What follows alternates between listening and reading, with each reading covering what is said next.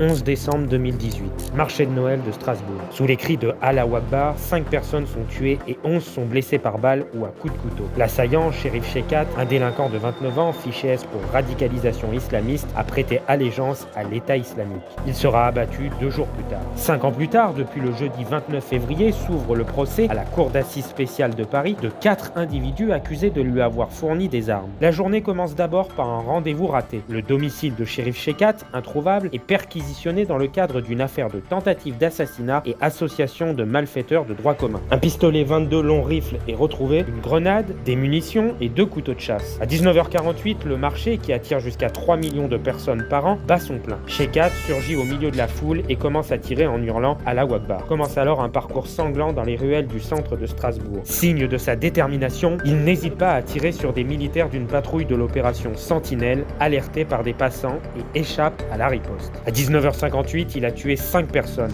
un touriste thaïlandais, un Italien et 3 Français, et fait 11 blessés au revolver ou au couteau quand il quitte les lieux. Il embarque dans un taxi et demande au chauffeur de l'amener rapidement dans le quartier du Neudorf. Sur le trajet, il confie au conducteur qu'il vient de commettre un attentat. Les koufars tuent nos frères, il ne faut pas les laisser faire. Lui dit-il. Grâce aux informations du chauffeur de taxi qui échappe au tueur et fonce au commissariat, le terroriste est rapidement identifié. Vont s'en suivre 48 heures de traque. Le 13 décembre, vers 21h, des policiers l'interceptent dans le quartier du Neudorf et veulent l'interpeller, mais il tire aussitôt et il est abattu. À 23h34, l'attentat est revendiqué par l'État islamique. Les enquêteurs, eux, pensent qu'il s'agit d'une revendication opportuniste et aucun lien opérationnel ne sera mis en évidence. En revanche, une vidéo de Chekhat prêtant allégeance à l'organisation djihadiste est retrouvée sur une clé USB à son domicile. L'enquête a abouti à la mise en examen de 5 personnes. 4 seront dans le box des accusés jusqu'au 5 avril. Un seul, Audrey Manjei, ancien compagnon de cellule de Chekhat, est poursuivi pour complicité d'assassinat et tentative d'assassinat terroriste. Il est accusé d'avoir partagé ses convictions djihadistes à Chekhat et d'avoir joué un rôle indispensable dans l'armement du terroriste, notamment en établissant un contact avec de petits trafiquants. Ces derniers sont accusés d'avoir aidé, à des degrés divers, à cette fourniture d'armes. Étrangers à l'univers du djihadisme et ignorant a priori le projet terroriste, ils sont poursuivis pour association de malfaiteurs en vue de la préparation d'un ou plusieurs crimes et sont passibles d'une peine de 10 ans. Audrey Manjei, lui, encourt la réclusion criminelle à perpétuité.